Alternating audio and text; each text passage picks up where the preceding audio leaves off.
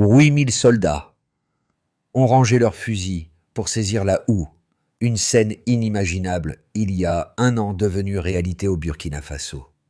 Sous la direction d'Ibrahim Traoré, l'appareil militaire se recompose en moteur agricole discipliné, transformant procédures, carburant et logistique en hectares irrigés et coopératives actives. Pourquoi ce changement radical fascine-t-il autant? Ibrahim Traoré peut-il réellement convertir la sécurité armée en sécurité alimentaire durable pour le Sahel? Et si, demain, ce pari audacieux redéfinissait le pouvoir de nourrir autant que celui de défendre? Ce projet ne se limite pas à une simple reconversion professionnelle. Il s'agit d'une redéfinition totale du rôle de l'armée au Burkina Faso.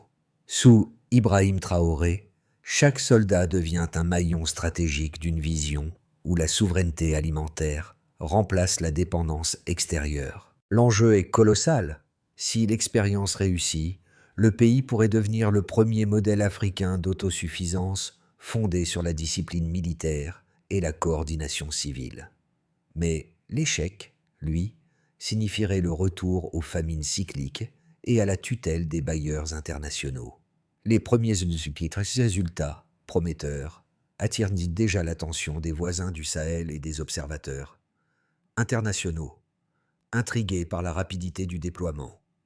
En 3 mois, plus de 1500 hectares ont été défrichés et mis en culture, preuve que la stratégie n'est pas qu'un slogan politique. Derrière chaque champ cultivé, Ibrahim Traoré trace un message. Un pays peut défendre son avenir non par les armes, mais par les semences. Le Burkina Faso joue ici son destin, entre audace et résilience. La première révélation tient dans la vitesse d'exécution. En quelques semaines à peine, les coopératives militaires agricoles ont pris forme sur tout le territoire. Les unités redéployées se sont vues attribuer des zones précises à sécuriser et à cultiver, transformant la logistique défensive en moteur de production. Plus de 8000 soldats participent à ce programme inédit, une opération où la rigueur militaire devient outil de croissance. Sous la conduite d'Ibrahim Traoré, cette mutation n'est pas improvisée. Elle répond à une crise alimentaire profonde, aggravée par la sécheresse et les tensions géopolitiques régionales. Le président burkinabé voit dans cette réorganisation une façon d'unir défense nationale et autosuffisance, rompant avec la dépendance chronique à l'aide internationale. Les 1500 hectares déjà mis en culture constituent un indicateur tangible d'un tournant structurel. Mais cette transformation va bien au-delà des chiffres. Elle modifie les relations sociales. Villages et militaires coopèrent dans un même effort de survie et de prospérité. Le sergent Mousseau, par exemple, supervise une coopérative dans la région de Koudigou, où soldats et paysans travaillent côte à côte. Chaque journée d'irrigation, chaque récolte partagée devient un acte de confiance réciproque. Ibrahim Traoré comprend que la réussite dépend moins des ordres que de l'adhésion. En confiant des terres sécurisées aux communautés locales, il reconstruit le lien entre autorité et population. Ce réseau de coopératives 50 déjà fonctionnelles agit comme une colonne vertébrale économique et sociale. L'armée, jadis symbole de force brute, se convertit en levier d'autonomie nationale. Ainsi se dessine le cadre d'une stratégie où la rapidité devient preuve de crédibilité. Un pays peut, en quelques mois, transformer la menace en récolte. Sur le terrain, la stratégie d'Ibrahim Traoré prend un visage humain. Le sergent Mousseau, autrefois affecté à la surveillance des frontières, dirige désormais une coopérative agricole dans la région de Koudigou. Chaque matin, il coordonne la distribution des semences, l'entretien des canaux d'irrigation et la rotation des cultures avec les villageois. Cette discipline partagée transforme l'effort militaire en rituel civil d'efficacité. Autour de lui, les habitants découvrent une nouvelle forme de sécurité, celle qui vient de la terre cultivée. Les récoltes régulières, les prix stabilisés et les emplois créés renforcent la confiance mutuelle. Dans les champs, l'uniforme n'inspire plus la crainte, mais la coopération. Ce changement perceptible constitue la première victoire symbolique du projet. Ibrahim Traoré s'appuie sur ces figures intermédiaires pour donner chair à sa politique. Mousso n'est pas un cas isolé. D'autres sergents, comme Zerbo dans le Nord, gèrent des centaines d'hectares et forment les jeunes à l'usage des drones agricoles. Leur présence continue prouve que la cohésion sociale peut naître d'un objectif commun. Les premiers résultats y étaient aussi visibles, plus de 100 000 hectares sécurisés et cultivés confirment que la doctrine du soldat agriculteur n'est plus une utopie. À mesure que les coopératives s'étendent, la production et la stabilité progressent ensemble. Ainsi, le visage du Burkina Faso change. La force armée devient force nourricière. Une question demeure. Combien de nations oseraient réinventer leur puissance de cette manière? L'opération démarre dans un silence méthodique. 8000 soldats sont redéployés vers les zones rurales les plus vulnérables, celles où la sécheresse a effacé les récoltes et où les coopératives civiles manquaient de moyens. Ibrahim Traoré ordonne un transfert immédiat de ressources, tracteurs, carburant, personnel logistique. Les cartes militaires deviennent des plans d'irrigation. Chaque bataillon se voit assigner un territoire précis à sécuriser, à labourer, à cultiver. Le basculement est brutal mais maîtrisé. Les premiers jours, les troupes adaptent leur routine. Lever à l'aube, inspection des champs, coordination avec les agronomes civils. Les unités d'élite forment les équipes locales à la gestion des outils mécanisés. Les communications radio, autrefois réservées aux opérations de défense, synchronisent désormais la distribution de l'eau et la rotation des semis. Ibrahim Traoré supervise depuis Ouagadougou un centre de commandement où les flux agricoles sont suivis en temps réel. À mesure que le dispositif s'étend, l'étonnement gagne le Sahel. Les observateurs étrangers voient un pays passer de la crise à la production. En 3 mois, plus de 100 000 hectares sont mis en culture. Le chiffre impressionne. Il révèle la capacité de l'armée burkinabé à convertir sa discipline en productivité. Les coopératives agricoles militaires deviennent un réseau solide, relié par une logistique d'État. Au sommet de la mobilisation, la phase de récolte pilote commence. Dans plusieurs provinces, les premiers stocks de maïs et de riz arrivent sur les marchés. Les prix chutent légèrement, un signe que la production locale reprend le dessus. Les familles redécouvrent une sécurité alimentaire qui semblait perdue. Le mot d'ordre « chaque hectare compte » devient un slogan national. Mais le succès ne s'arrête pas là. Le plan intègre la technologie. Drones pour mesurer l'humidité des sols, système d'irrigation automatisé, tableau de bord numérique. Les données collectées alimentent un modèle de suivi inédit en Afrique de l'Ouest. Ibrahim Traoré veut que la modernité accompagne la discipline. Chaque innovation devient une arme pacifique contre la faim. À ce stade, la surprise initiale se transforme en adhésion. Les soldats, fiers de leur nouvelle mission, voient les résultats concrets de leurs efforts. Les villageois, rassurés, s'impliquent davantage. Le lien entre civils et militaires se renforce, scellant une cohésion rarement observée dans l'histoire du pays. Puis vient la résonance régionale. Le Mali et le Niger, voisins et alliés, envoient des délégations pour observer le modèle.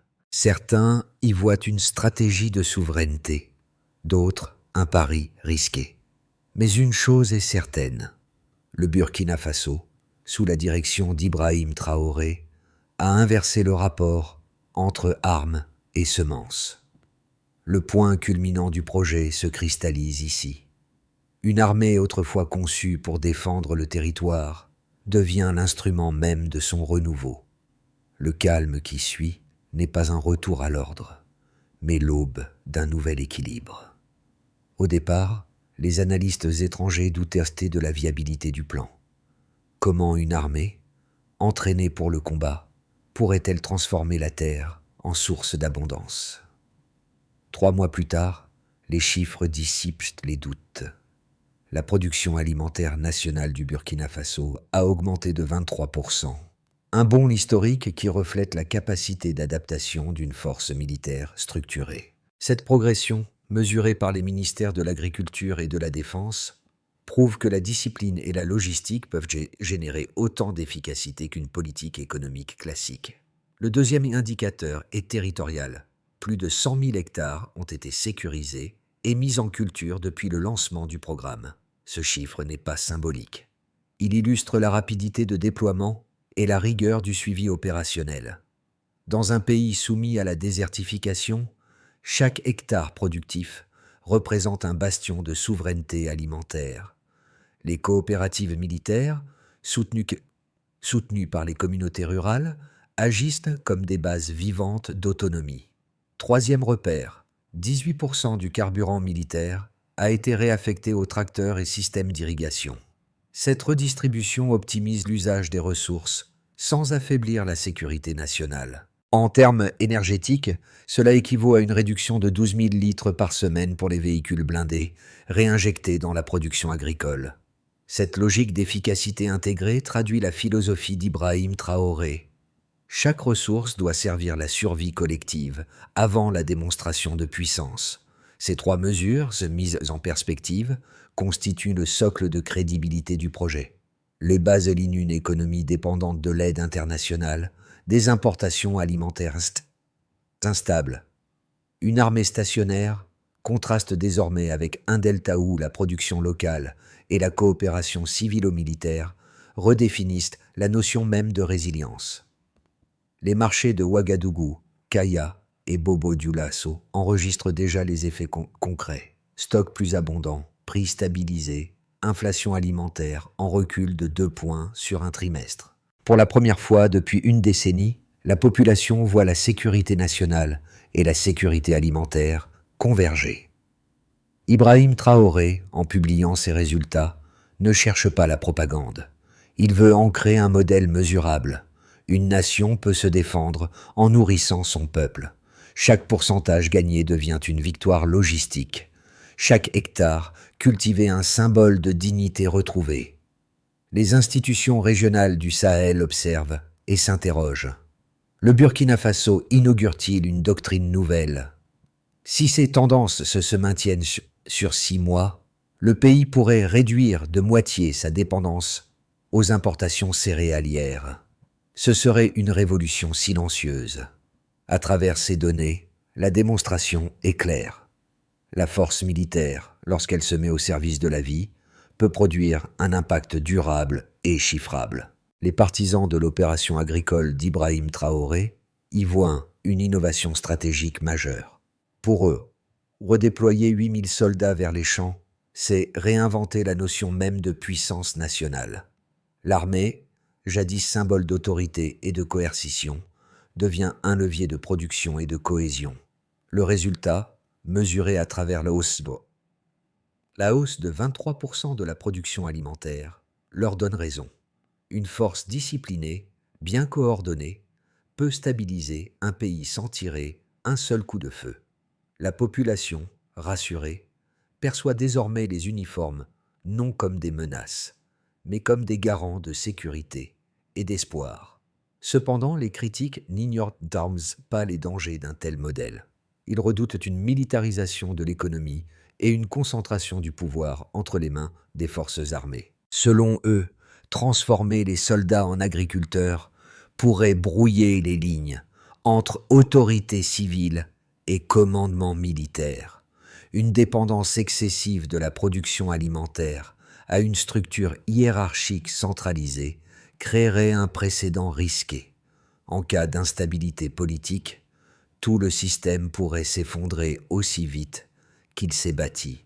Ibrahim Traoré répond à ces inquiétudes par la méthode et la transparence.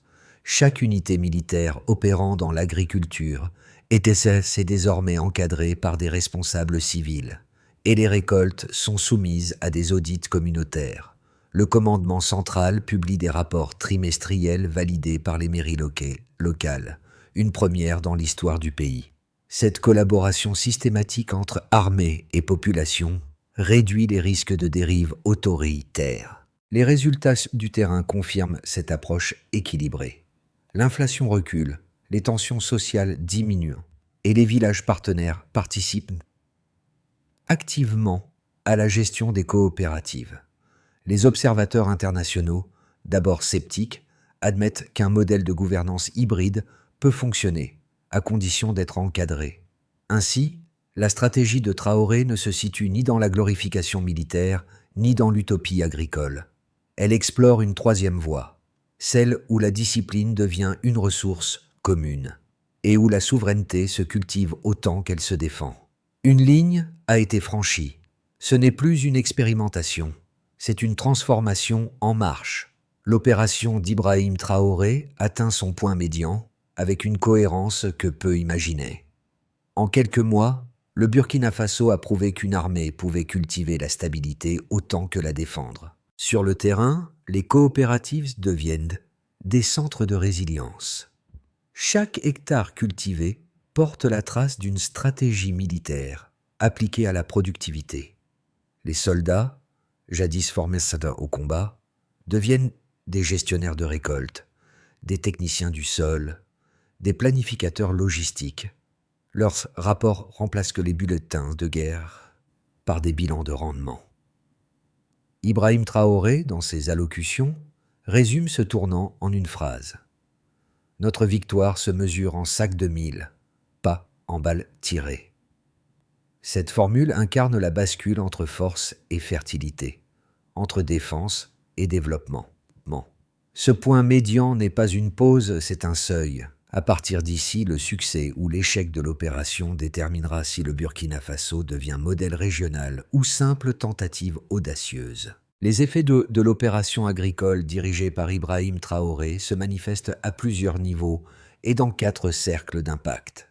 Au niveau national, la production alimentaire accrue de 23% se traduit par une disponibilité constante des denrées de base.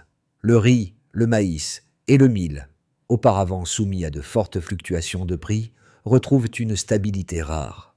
Les ménages réduisent leurs dépenses alimentaires et les importations reculent. L'armée, intégrée dans la chaîne productive, participe désormais au plan de distribution et à la logistique intérieure. La sécurité alimentaire devient un pilier de la souveraineté nationale. Sur le plan économique et logistique, les banques locales introduisent des obligations de récolte pour financer les coopératives, créant un nouveau marché de micro-investissement. Les 18% de carburant militaire réaffectés soutiennent la mécanisation. Les acteurs privés adaptent leur stratégie à ce modèle hybride, où les infrastructures militaires servent à stabiliser les circuits d'approvisionnement. Le taux d'emploi rural augmente et les flux commerciaux internes gagnent en fluidité. Sur le plan social et communautaire, dans les villages, l'image du soldat change. Les coopératives mixtes renforcent la cohésion sociale. Paysans et militaires travaillent côte à côte, partagent outils et récoltent. La confiance se restaure, les tensions locales diminuent. Des programmes de formation agricole pour les jeunes émergent, alimentés par la rigueur et la méthode militaire. Ibrahim Traoré souligne souvent que chaque champ cultivé est un acte de réconciliation nationale. Sur le plan régional et géopolitique, les voisins du Sahel Mali, Niger, Tchad observent attentivement le modèle burkinabé. Certains y voient un précédent stratégique, l'armée comme levier de résilience et d'autonomie. D'autres s'interrogent sur les implications politiques d'une telle synergie civilo-militaire. Pourtant, le succès mesurable du Burkina Faso oblige à reconsidérer les paradigmes de développement régional.